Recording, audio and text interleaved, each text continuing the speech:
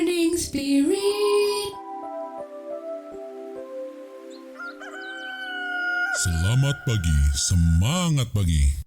Selamat pagi Bapak Ibu dan saudara-saudariku yang dikasihi oleh Tuhan Yesus. Bertemu kembali di dalam Morning Spirit. Pagi ini kita akan belajar firman Tuhan dengan tema penderitaan Yesus. Penderitaan Yesus. Mesias yang menderita untuk kita yang berdosa. Tak ada kasih yang lebih besar dari kasih Tuhan Yesus Kristus yang rela menderita, menanggung kesengsaraan supaya kita orang yang berdosa diselamatkan. 2 Korintus 5 ayat 21 firman Tuhan berkata, Dia yang tidak mengenal dosa telah dibuatnya menjadi dosa karena kita, supaya dalam Dia kita dibenarkan oleh Allah. Apa yang Tuhan Yesus derita adalah untuk manusia yang berdosa. Apa yang Tuhan Yesus derita adalah untuk kita orang berdosa. Karena Tuhan Yesus sendiri sesungguhnya tidak berdosa.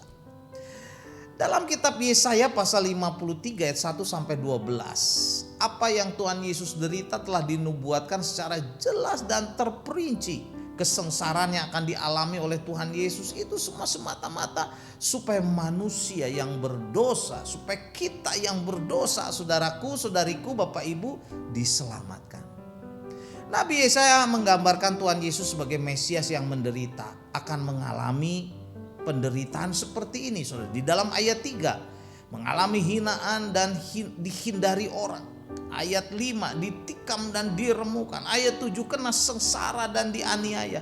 Ayat 8, kena hukuman dan tulah. Ayat 9, dikuburkan di antara orang-orang fasik dan penjahat-penjahat. Ayat 10, diremukan dan disakiti. Padahal penderitaan Tuhan Yesus yang Yesus lakukan itu, saudara, sesungguhnya mengerjakan 5 berkat yang Tuhan berikan bagi kita orang berdosa. Mari saudara kita perhatikan. Yang pertama, saudara, penderitaan Tuhan Yesus itu menanggung penyakit kita. Yesaya 53 ayat 4a berkata, tetapi sesungguhnya penyakit kitalah yang ditanggungnya, saudara. Tuhan Yesus menanggung penyakit kita, yaitu penyakit jasmani, saudara, dan penyakit rohani yang bisa membawa kita kepada kematian kekal. Dan yang kedua, saudara, penderitaan Tuhan Yesus itu menanggung kesengsaraan kita. Yesaya 53 ayat 4b berkata, dan kesengsaraan kita yang dipikulnya, padahal kita mengira Dia kena tulah, dipukul dan ditindas Allah. Luar biasa Tuhan Yesus. Tuhan Yesus jugalah yang menanggung segala kesengsaraan kita, yaitu kesengsaraan dunia dan kesengsaraan di akhirat, saudara, di neraka. Ini Dia lakukan karena Dia mengasihi kita orang berdosa, saudara, supaya jangan sengsara. Tuhan Yesus tidak mau melihat manusia menderita, masuk ke dalam kesengsaraan baik di dunia ini maupun di akhirat. Kesengsaraan dalam kekekalan. Karena itu Dia rela sengsara ganti kita. Dan yang ketiga, Tuhan Yesus menanggung pemberontakan kita. Yesaya 53 ayat 5 berkata, tetapi Dia tertekan oleh karena pemberontakan kita, Dia diremukan oleh karena kejahatan kita. Ganjaran yang mendatangkan keselamatan bagi kita ditimpakan kepadanya, dan oleh bilur-bilurnya kita menjadi sembuh. Manusia sesungguhnya adalah pemberontak yang penuh dosa. Pemberontakan kita adalah terhadap Allah, saudara. Kita sering memberontak dan melawan Allah. Seharusnya kita dihukum dalam neraka, tetapi Yesus rela ditikam, sudah ditikam dan diremukan untuk menebus pemberontakan kita terhadap Allah, supaya kita yang berdosa diselamatkan. Luar biasa. Dan yang keempat, Tuhan Yesus menanggung kejahatan kita. Yesaya 53 ayat 6 berkata, kita sekalian sesat seperti domba, masing-masing kita mengambil jalannya sendiri, tetapi Tuhan telah menimpakan segala kejahatan kita sekalian. Kita adalah orang-orang yang sering melakukan kejahatan. Kita seharusnya masuk dalam penjara kekal, yaitu neraka, tetapi semua kejahatan kita ditanggung oleh Tuhan Yesus, dan semua kejahatan kita ditimpakan, saudara, kepadanya supaya kita selamat.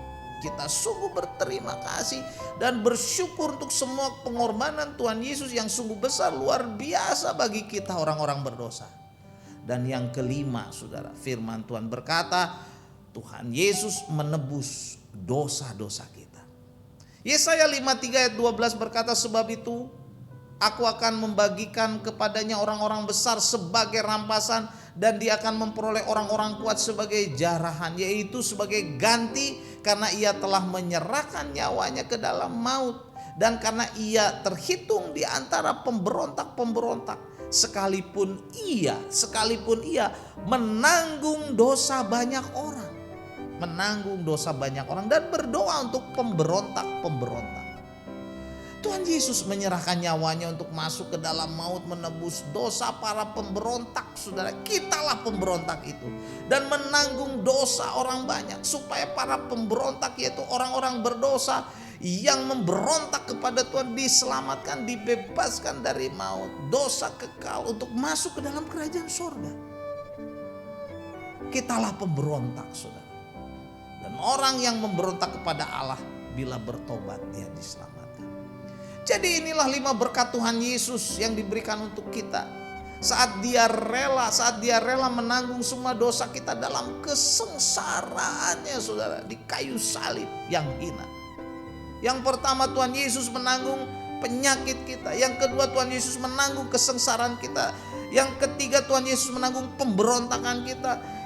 Yang keempat, Tuhan Yesus menanggung kejahatan kita. Dan yang kelima, Tuhan Yesus menebus dosa-dosa kita yang banyak, saudara. Saat kita menyadari dan mengerti pengorbanan Tuhan Yesus, penderitaan Tuhan Yesus yang sudah Tuhan Yesus lakukan, saudara, adalah supaya kita diselamatkan, kita diberkati. Karena itu mari pada saat ini kita lebih sungguh-sungguh lagi ikut Tuhan Yesus.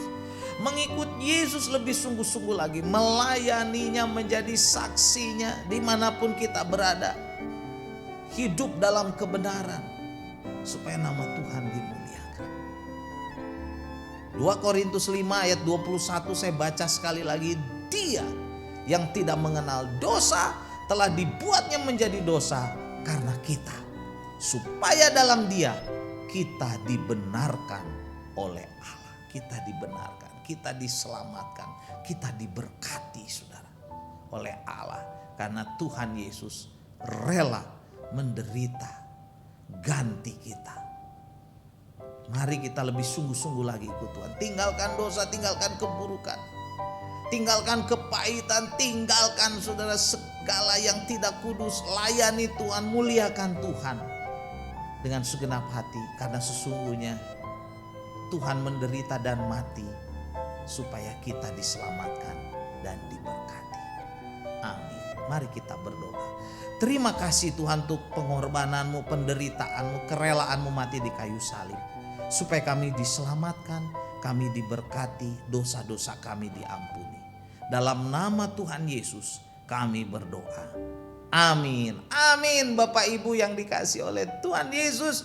Bila kita diberkati oleh Morning Spirit ini, silakan klik like, subscribe, bunyikan loncengnya, dan bagikan kepada banyak orang. Sampai bertemu dalam Morning Spirit selanjutnya. Morning Spirit. Selamat pagi, semangat pagi.